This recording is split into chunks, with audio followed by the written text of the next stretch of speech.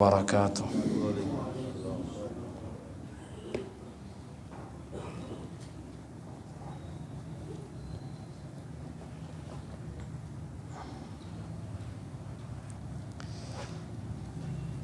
سورۃ آل عمران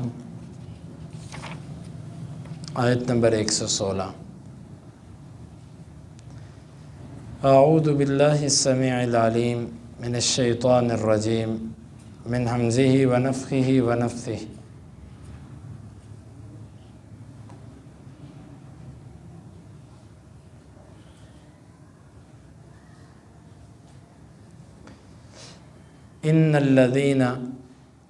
ان بے شک الذین وہ لوگ کفروا جنہوں نے کفر کیا، لن تغنیا نہیں کفایت کرے گی، نہیں کفایت کریں گے، عنہم ان سے، اموالہم ان کے مال، ولا اور نہ اولادہم ان کی اولاد، من اللہ اللہ سے شیئا کچھ بھی، وَأُولَئِکَ اور یہی اصحاب والے ہیں، النار آگ، ہم وہ فیہا اس میں خالدون ہمیشہ رہیں گے۔ مثل ما مثال اس چیز کی، ينفقون جسے وہ خرچ کرتے ہیں، فی ہذہ اس الحیات زندگی، الدنیا دنیا کی، کمثل مانند مثال ریح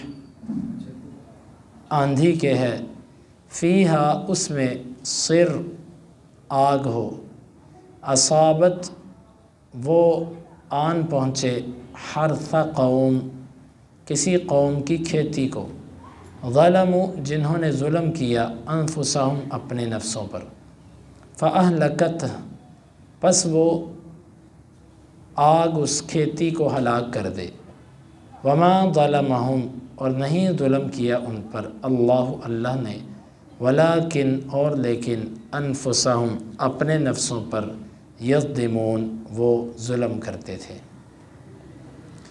ان الذین کفروا لن تغنی عنہم اموالہم ولا اولادہم من اللہ شیئا، یقیناً کافر لوگ، ان کے مال، ان کی اولادیں ان کو اللہ سے کچھ فائدہ نہ دیں گی، وَأُولَئِكَ أَصْحَابُ النَّارِ هُمْ فِيهَا خَالِدُونَ اور یہی آگ والے ہیں، ہمیشہ اس میں رہیں گے۔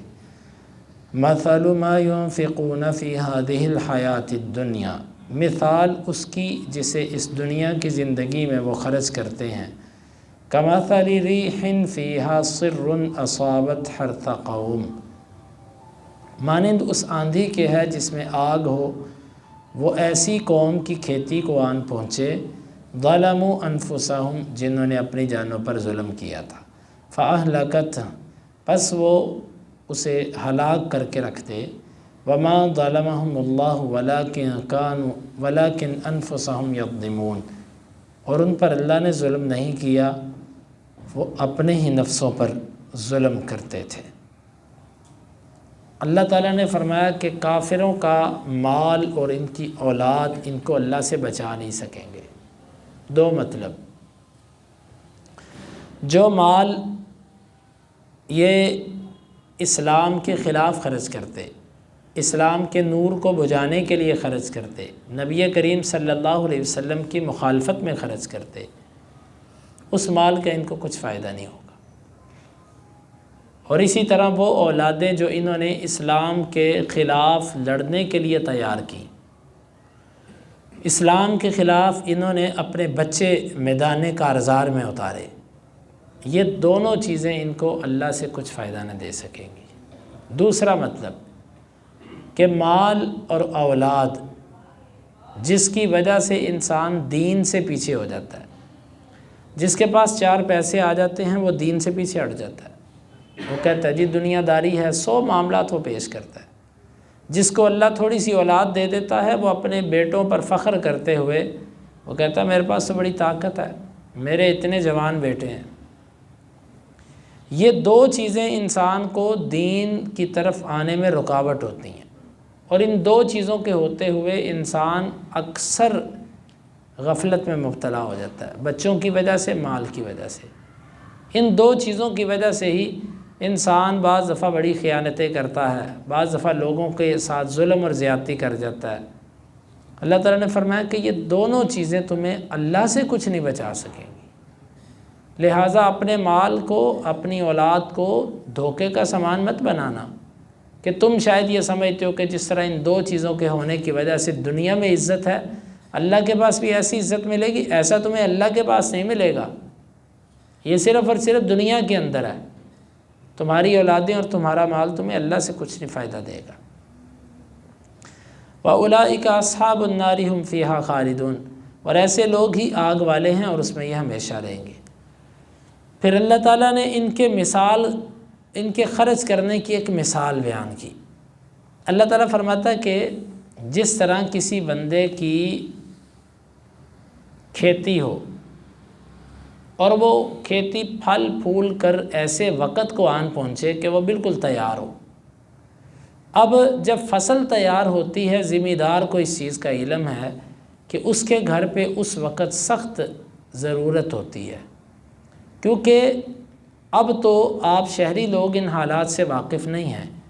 جو ذمہ دار اور کسان مزاج کے لوگ ہوتے ہیں، ان کے گھروں پر جب فصل کا پکنے والی ہوتی ہے تو پورے 4 ماہ، 3 ماہ، 6 ماہ، 5 ماہ ان کے گھروں پر، یعنی کہ ایک اعتبار سے پہلے کی فصل کھا کھا کر آخری ایام میں سب کچھ ختم ہو گیا ہوتا ہے۔ اور جس سے ادھار لیتے ہیں فصل آئے گی تمہیں دے دیں گے، جس سے کوئی چیز پکڑتے ہیں بس دانے آتے تمہیں دے دیں گے، اسی نیت پہ اسی طریقے سے پکڑی جاتے۔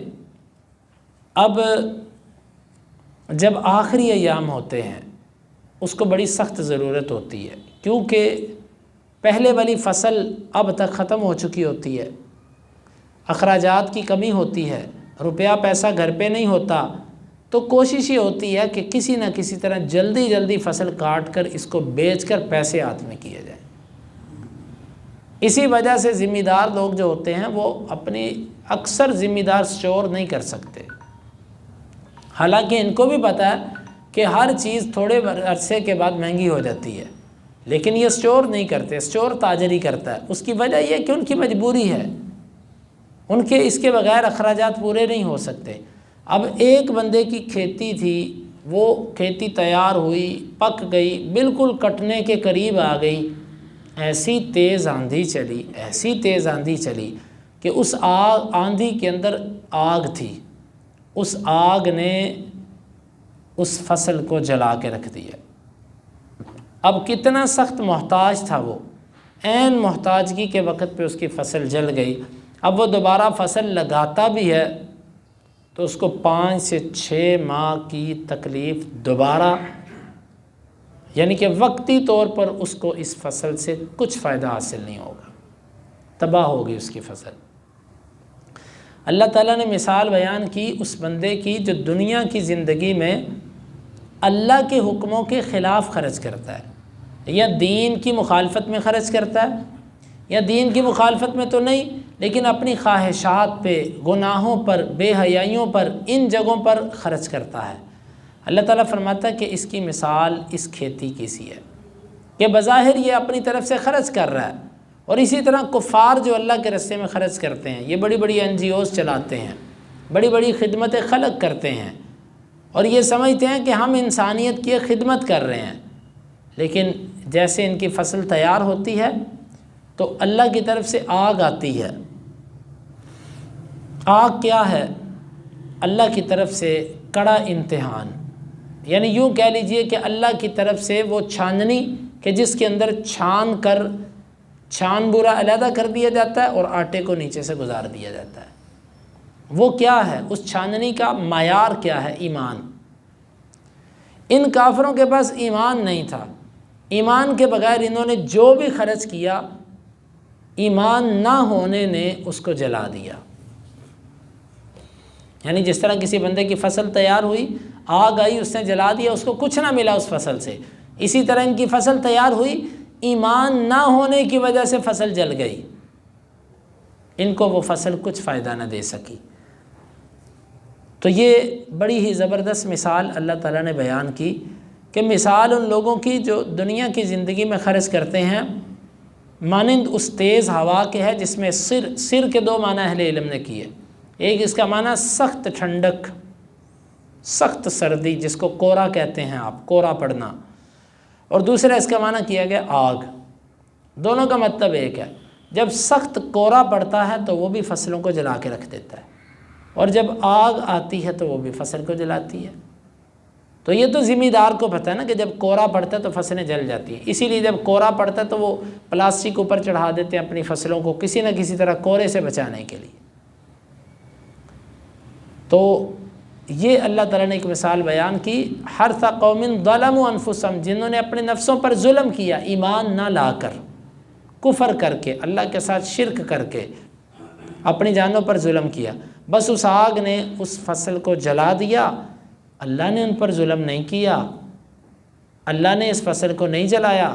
اگر وہ ایمان لے آتے تو ایمان ایسا سپرے اور ایسی کھاد اور ایسی باڑ تھی کہ جس کے ہوتے ہوئے کوئی چیز اس فصل کو ضرر نہ پہنچا سکتی، لیکن ایمان کے نہ ہونے کی وجہ سے وہ فصل محفوظ نہ ہو سکی، جل گئی. آپ اندازہ کیجئے کہ ایمان ایسی زبردست چیز ہے کہ جو آپ کے اعمال کی بھی حفاظت کرتا ہے. ایمان ہو تو عمل بھی بچتا ہے، ایمان نہ ہو تو عمل نہیں بچتا. اللہ رب العالمین سے دعا ہے اللہ تعالیٰ اس آیت مبارکہ کو سمجھنے کی اور عمل کی توفیق عطا فرمائے.